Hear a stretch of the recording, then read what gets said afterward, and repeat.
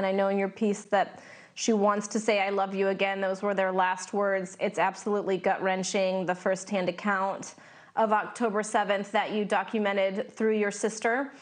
You said in your piece, my family is not a political pawn. What did you mean by that?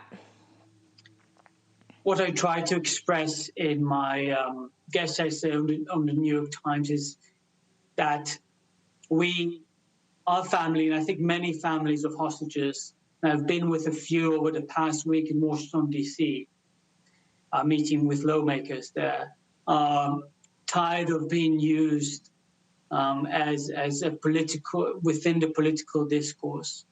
I think it's imperative to understand that this is a humanitarian issue at its core. The hostages should be released. They're held unjustly. They were taken unjustly and violently. They're not being visited by the international community, by the Red Cross, the ICRC, or other international organizations. And we have no information about them or their well-being. And what is important and if I may, and I don't want to be rude, sir, and I don't want to interrupt you, but when you talk to lawmakers, can you explain to me how do you feel as if you're being used? Because that could help lawmakers to move, to make more action, no? I think the main issue is that the hateful political discourse we're seeing, mainly on the streets and social media, the call for one action or another doesn't take into account that we're dealing with human beings held captive.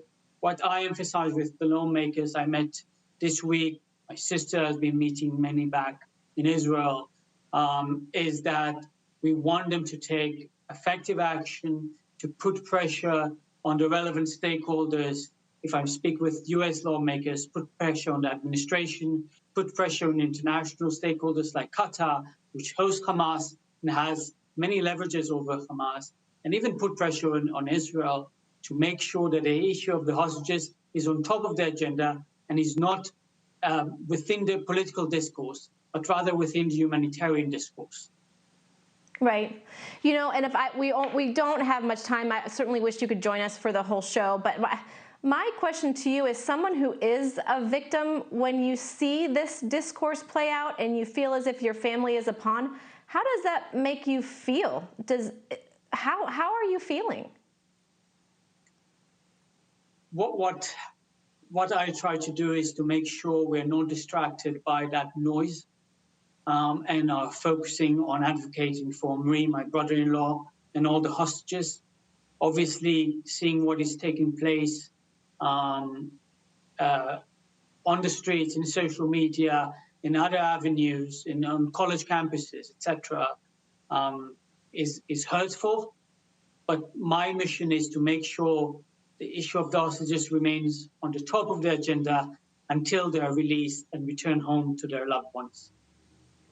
Yeah, and I suspect, Moshe, that you said you've been meeting with other families, that is the sentiment. And, we're grateful that you joined us tonight. We're thinking of your family. We're thinking of your nieces. We're thinking of your brother-in-law in such a horrific time. Thank you, sir. Thanks for watching. Go to joinnn.com to find NewsNation on your television provider.